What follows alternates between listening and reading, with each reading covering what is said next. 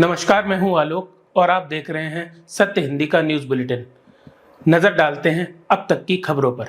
महाराष्ट्र के मुख्यमंत्री एकनाथ शिंदे की अगुवाई वाली शिवसेना के एक वरिष्ठ नेता ने कहा कि उनकी पार्टी को राज्य की 288 विधानसभा सीटों में से कम 100 पर चुनाव लड़ने का मौका मिलना चाहिए। शिवसेना महायुति गठबंधन का हिस्सा है, जिसमें बीजेपी और अजीत पवार की अगुवाई वाली एनसीपी भी शामिल है। महाराष्ट्र में अक्टूबर में विधानसभा चुनाव होने हैं। शिवसेना नेता रामदास कदम ने बुधवार को एनएससीआई परिसर में शिंदे गुट की ओर से अविभाजित शिवसेना के 58वें स्थापना दिवस के अवसर पर आयोजित एक समारोह में कहा कि हमें चुनाव लड़ने के लिए 100 सीटें मिलनी चाहिए और हम यह सुनिश्चित करेंगे कि हम उनमें से 90 सीटें जीतें। शिवसेना के 58वें स्थापना दिवस के मौके पर बुधवार को मुंबई के शम्मुखानंद ऑडिटोरियम में ठाकरे गुट की ओर से भव्य कार्यक्रम का आयोजन किया गया। उद्धव ठाकरे ने भाजपा पर हमला किया और कहा कि मध्यावधि चुनाव हो सकता है, ये सरकार गिरनी चाहिए, हम इंडिया आघाड़ी की सरकार बनाएंगे। शिवसेना पीछे से नहीं सामने से वार करती है। उन्होंने कहा, मैं चाहता हूं कि सरकार गिर जाए और चुनाव हो ताकि हम इंडिया गठबंधन की सरकार बना सकें। मैं मोदी जी को खुली चुनौती देता हूं कि वे आज से ही विधानसभा चुनाव के लिए प्रचार शुरू कर दें। यह चुनाव आप बना मुझ में होगा। मैं मोदी जी को चुनौती देता हूं कि वे आंध्र प्रदेश जाएं और कहें कि चंद्रबाबू नायडू ने अपने घोषणा पत्र में जो भी कहा है वे उसे पूरा करेंगे। हरियाणा कांग्रेस ने बुधवार को राज्य विधानसभा अध्यक्ष को पत्र लिखकर किरण चौधरी को विधानसभा की सदस्यता से अयोग्य घोषित करने की मांग की है। किरण चौधरी और उनकी बेटी श्रुति चौधरी अपने समर्थकों के साथ बुधवार को दिल्ली में बीजेपी में शामिल हो गईं। दोनों ने मंगलवार को कांग्रेस की प्राथमिक सदस्यता से इस्तीफा दे दिया। विधानसभा अध्यक्ष ज्ञानचंद गुप्ता को लिखे एक पत्र में कांग्रेस विधायक दल के उप नेता आफ्ताब अहमद और CALP के मुख्य सचेतक BB पत्रा ने उल्लेख किया कि किरण चौधरी को 2019 के विधानसभा चुनाव में भिवानी के तोशाम से कांग्रेस पार्टी के विधायक के रूप में चुना गया था। कांग्रेस नेताओं ने कहा कि भारत के संविधान की 10वीं अनुसूची विशेष रूप से पैराग्राफ 2A के तहत किसी भी राजनीतिक दल से संबंधित सदन की सदस्यता यदि स्वेच्छ रूप से ऐसे राजनीतिक दल की सदस्यता छोड़ देते हैं तो वे सदन की सदस्यता से अयोग्य घोषित किए जाएंगे।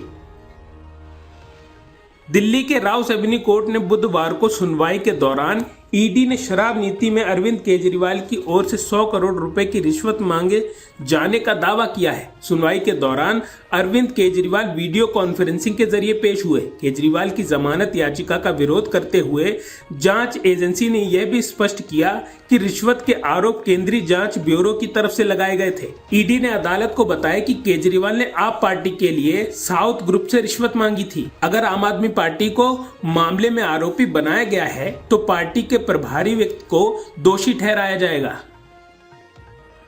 केंद्रीय शिक्षा मंत्रालय ने बुधवार को यूजीसी नेट परीक्षा को इसके आयोजन के एक दिन बाद ही रद्द कर दिया। मंत्रालय ने कहा कि परीक्षा के आयोजन की प्रक्रिया में लापरवाही की गई है, साथ ही इसकी अखंडता से समझौता किया गया है। इससे संभावित रूप से परीक्षा में शामिल होने वाले 9 लाख छात्रों का भविष्य खतरे में पड़ सकता है। मंत्रालय ने मामले की गंभीरता को देखते हुए कहा कि पूरे केस की गहन जांच के लिए इसे केंद्रीय जांच ब्यूरो को सौंपा जा रहा है।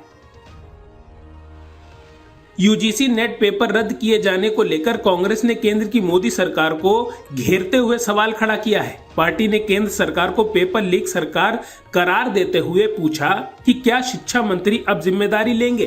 कांग्रेस अध्यक्ष मल्लिकार्जुन खड़गे ने मेडिकल प्रवेश परीक्षा में कथित अनियमितताओं को लेकर भी सरकार पर हमला किया और पूछा कि प्रधानमंत्री नरेंद्र मोदी नीट परीक्षा पेपर पर कब बात करेंगे। वहीं कांग्रेस की महासचिव प्रियंका गांधी ने शिक्षा मंत्रालय के यूजीसी नेट परीक्षा रद्द करने के आदेश के बाद सरकार की आलोचना की और जवाबदेही तय करने की मांग की है।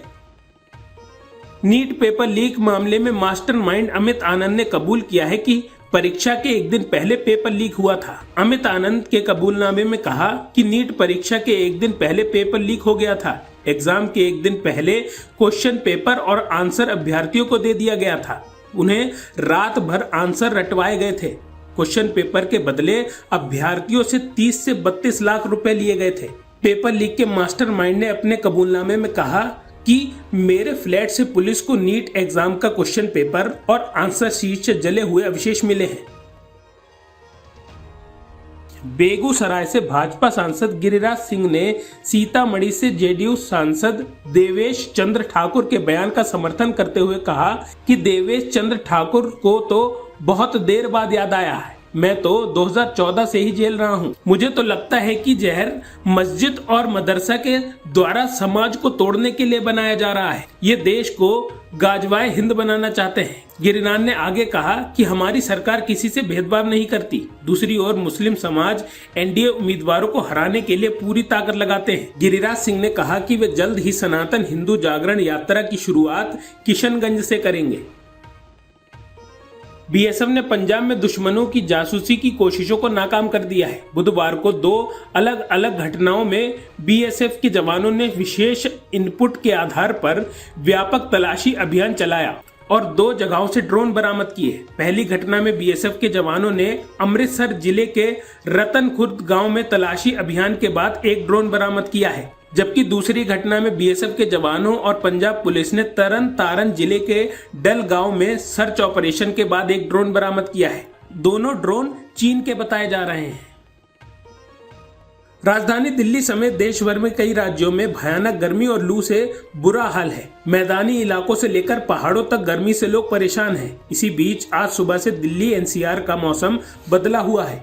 आईएमडी के मुताबिक वेस्टर्न डिस्टर्बेंस अगले कुछ दिनों में मामूली राहत दे सकता है। दिल्ली एनसीआर में रात से ही कई इलाकों में मौसम बदल गया है। कुछ जगहों पर तेज आंधी और साथ ही बारिश भी हुई है। अगले 2 घंटों में दिल्ली एनसीआर के कई इलाकों में तेज हवाओं के साथ बारिश के आसार हैं।